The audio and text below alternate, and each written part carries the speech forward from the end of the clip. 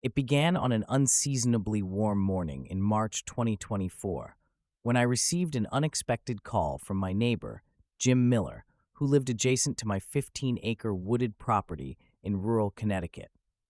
"You might want to come check out what's happening on your back lot," he said, his voice carrying an unmistakable note of concern.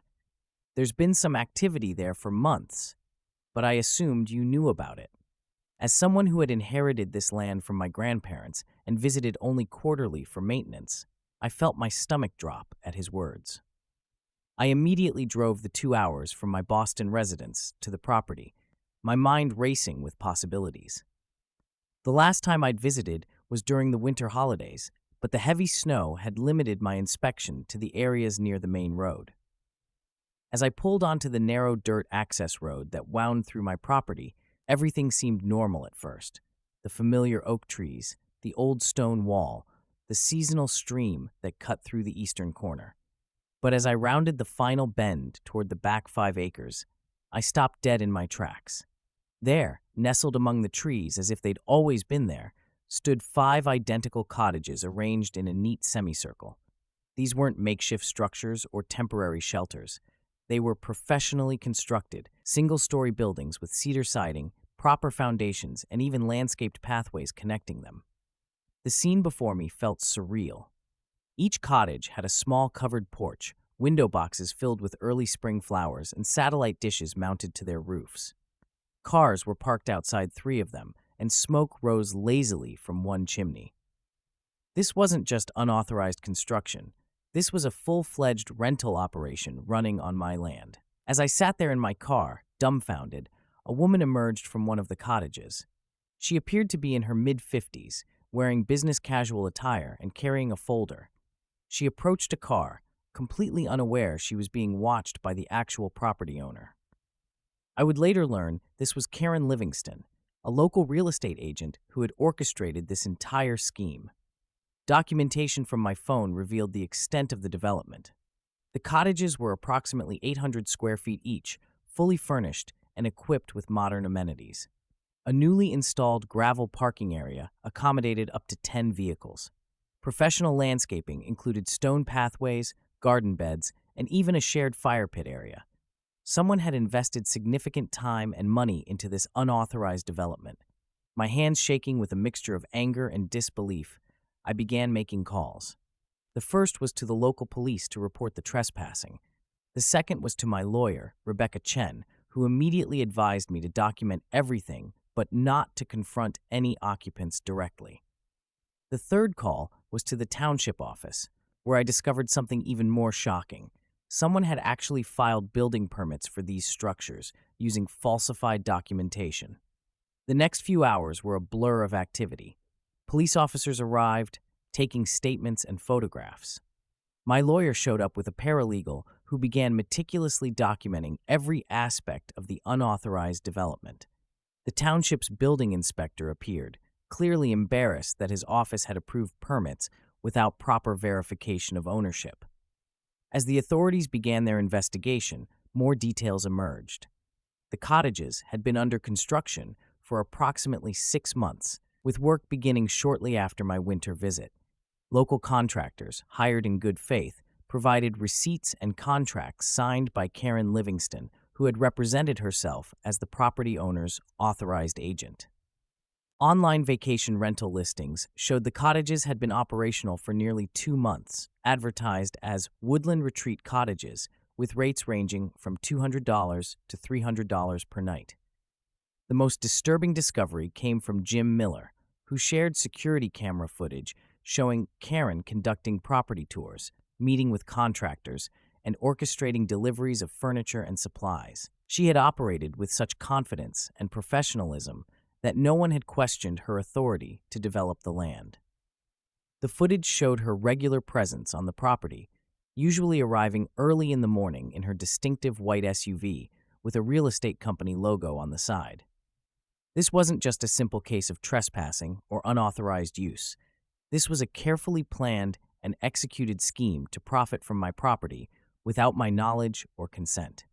As the sun began to set on that surreal March day, I stood in front of these illegal cottages, watching as police officers spoke with confused occupants who had paid thousands in rent to someone who had no right to take their money or offer them accommodation on my land. The investigation into Karen Livingston's scheme revealed a level of sophistication that left both law enforcement and real estate professionals stunned. Through interviews with contractors, government officials, and examination of paper trails, a clear picture emerged of how she had orchestrated this brazen development project right under everyone's noses. Karen's preparation had begun nearly a year earlier when she established a shell company called Woodland Retreat Properties LLC in Delaware. As a licensed real estate agent with 15 years of experience in the area, she knew exactly how to navigate the local bureaucracy. She had obtained copies of my property deed through public records, then used her knowledge of real estate documentation to create convincing but falsified papers showing her LLC had purchased the back portion of the property. The contractors she hired provided devastating details. Mike Fernandez, the lead builder, recounted his meetings with Karen. She had everything: architectural plans, permits, even environmental impact studies. She told us the owner was an investment firm that wanted to develop vacation rentals. We had no reason to doubt her. Everything looked legitimate. The construction crew described how Karen visited the site daily, often bringing coffee and pastries, maintaining a professional and friendly demeanor that never gave them pause. The scope of her deception became clearer when investigators spoke with Jessica Chen, the interior designer Karen had hired. She wanted everything to be perfect, Jessica recalled. She provided a complete vision: rustic luxury with modern amenities.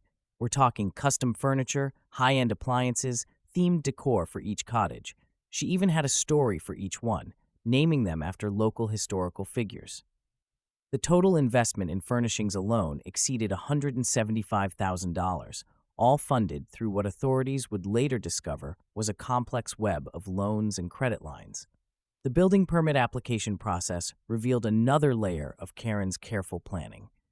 She had timed her submissions perfectly, filing them during the office's busiest season when staff were overwhelmed with applications. Sarah Martinez, a junior clerk in the township office, admitted that Karen had become a familiar face, often bringing lunch for the staff and creating a friendly rapport that made questioning her paperwork seem unnecessary. She knew everyone's names, their kids' names.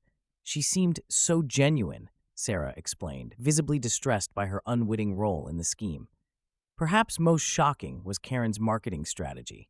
She had begun advertising the cottages months before they were completed, creating professional websites and listing them on multiple vacation rentals. She had an answer for everything, and each answer was delivered with absolute conviction. When confronted with the fact that I was the legitimate owner, Karen incredibly suggested that I might be the one confused about the property's current ownership status. The situation took an even more bizarre turn when Karen pulled out her phone and showed us her meticulously kept records of the rental operation. "I've generated over $87,000 in revenue already," she stated proudly, as if this somehow legitimized her actions. "The cottages have a 95% occupancy rate and perfect reviews. I'm providing a valuable service to the community." She proceeded to give us a detailed presentation about her business model, future expansion plans, and projected revenue streams, acting as if we were potential investors rather than the victims of her scheme. When my lawyer, Rebecca Chen, presented the original property deeds and tax records proving my ownership, Karen's response was to suggest we were all participating in some sort of elaborate misunderstanding. "There must be some confusion with the property lines," she said, maintaining her composed demeanor. "I've been working with these properties for months. I've invested hundreds of thousands of dollars. Surely we can come to some sort of business arrangement?" The true extent of her denial became apparent when we showed her the security camera footage from my neighbor's property, clearly showing her unauthorized construction activities. Instead of acknowledging the evidence, she launched into a detailed explanation of her improvement and development initiatives for what she continued to insist was her legitimately managed property. She even offered to show us her comprehensive business plan for future developments. The confrontation reached its peak when Detective Rodriguez informed Karen that criminal charges were being considered. Karen's response was to reach into her portfolio and produce a thick document, a prepared lawsuit against me for interference with business operations and defamation of character. She had already filed it with the county court that morning, demanding $2.3 million in damages for what she claimed was my malicious attempt to sabotage her legitimate business venture. The meeting concluded with Karen's shocking declaration: "I've done nothing wrong. I've improved the property, created jobs, and generated tourism revenue for the community. If anyone should be concerned, it's the current tenants whose vacations you're disrupting." She then proceeded to suggest that I should be grateful for her professional development of my underutilized land. As she left the office, Karen maintained her professional composure, even stopping to straighten a picture frame on the wall and thank the receptionist. The entire legal team sat in stunned silence after her departure. My lawyer turned to me and said, "In 30 years of practice, I've never seen anything quite like this. We're not just dealing with a simple case of trespassing. We're dealing with someone who has created an entire alternate reality and fully believes in it." The legal proceedings that followed the confrontation quickly evolved into one of the most bizarre property dispute cases in Connecticut state history. Karen's lawsuit, filed in Hartford County Superior Court, was just the beginning of what would become a labyrinthine legal saga that would test the boundaries of property law and civil litigation. Karen's initial lawsuit was a masterpiece of legal fiction. Her attorneys, from a reputable Hartford firm that she had apparently retained months earlier in preparation, had constructed an elaborate argument.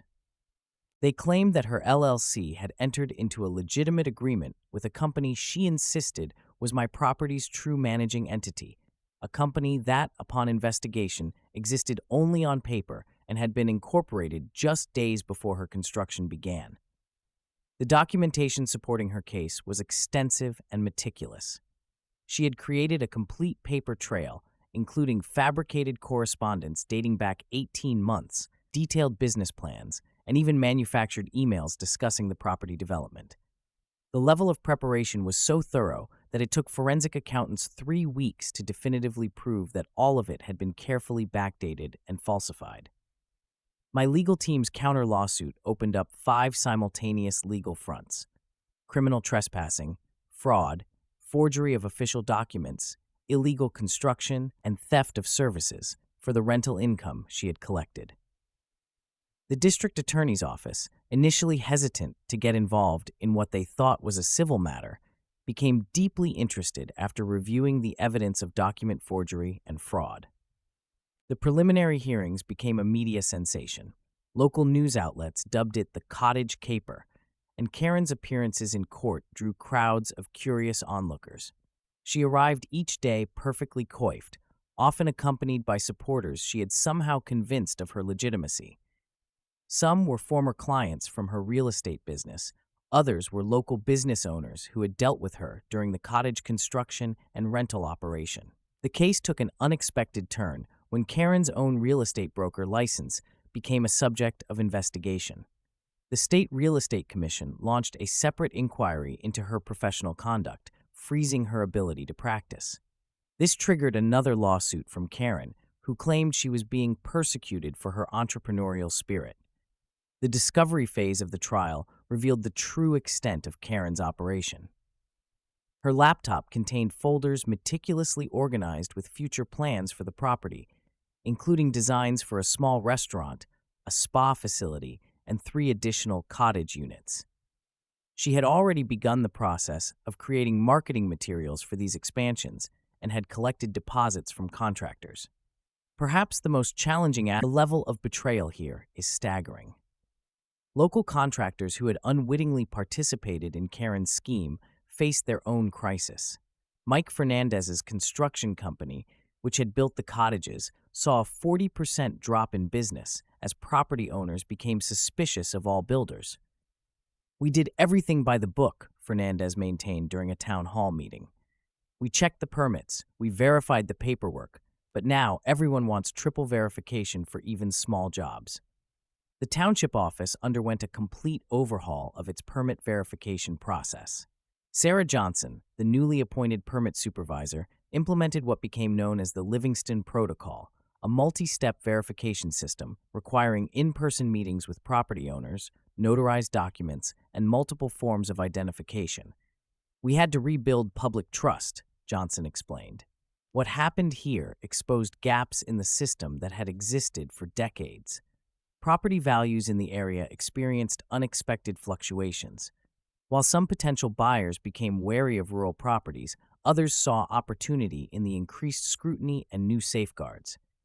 Local real estate attorney Mark Rodriguez noted, "We're seeing a surge in requests for property surveys and title searches. People want to be absolutely certain about their property boundaries and rights." The case also exposed the vulnerability of the short-term rental market.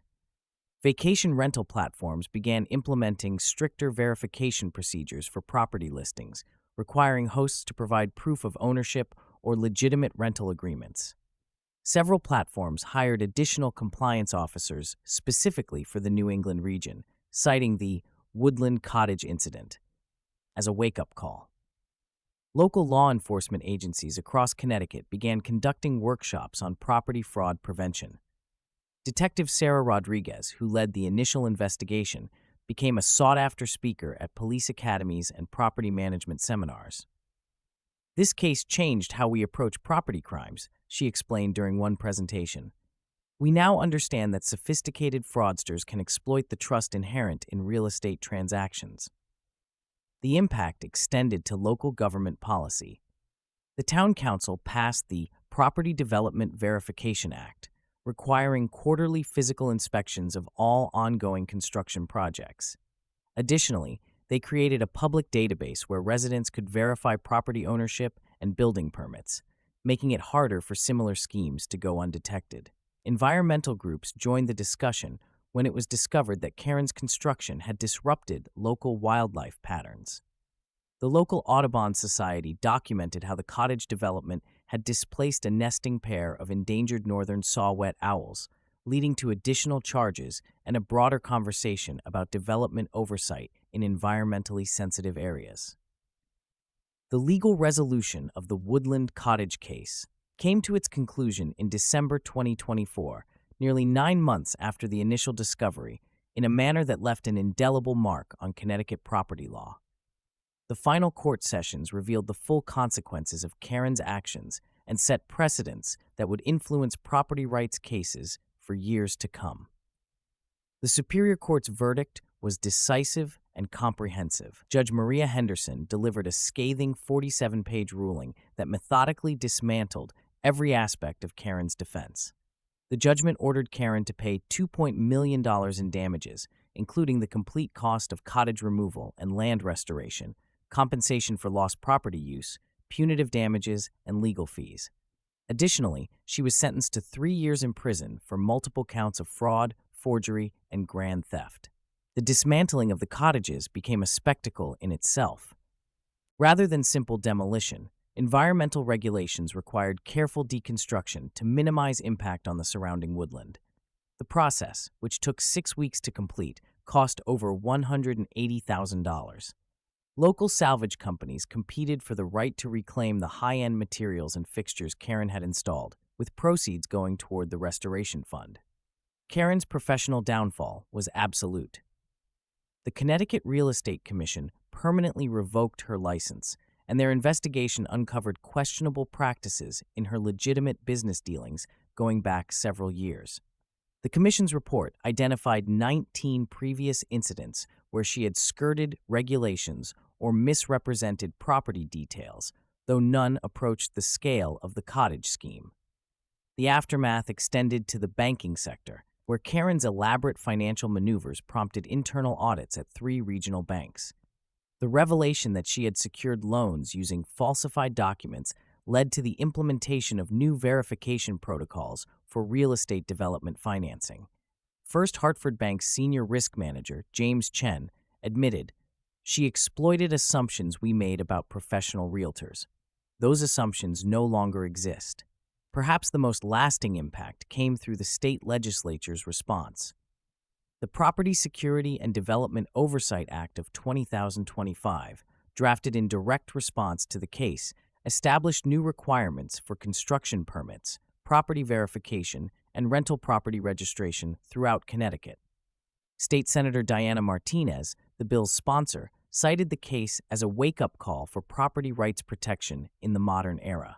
The restoration of my property became a case study in environmental remediation. The environmental impact assessment revealed that Karen's construction had damaged several protected wetland areas and disrupted local wildlife corridors. The restoration plan, developed in consultation with environmental scientists, included not just removing the cottages, but also implementing a 5-year habitat recovery program. The case's conclusion brought unexpected attention to rural property protection nationwide. Real estate associations in 12 states cited the Woodland Cottage case while revising their oversight policies. The National Association of Realtors featured it as a cautionary tale in their ethics training program, using body camera footage from the initial police response in their educational materials. Karen's final court appearance was markedly different from her earlier confident performances. As Judge Henderson read the verdict, the facade finally cracked. "I just wanted to create something beautiful," she said during her statement, breaking down for the first time. "I convinced myself that if I built it well enough, if I ran it professionally enough, somehow it would become legitimate." The resolution provided cold comfort to the numerous victims of Karen's scheme. The court established a restitution program for the displaced vacation renters, but many lost deposits were never fully recovered. The contractors who had worked on the project, though legally cleared of wrongdoing, faced lasting damage to their reputations. As the dust settled, my property slowly began returning to its natural state. The weekly progress reports from the restoration team documented the gradual healing of the land, new growth emerging where the cottages had stood, wildlife returning to their old territories, the forest slowly reclaiming what had been briefly stolen from it. The experience left an indelible mark on everyone involved, serving as a reminder that in the modern world, even the most basic property rights require constant vigilance.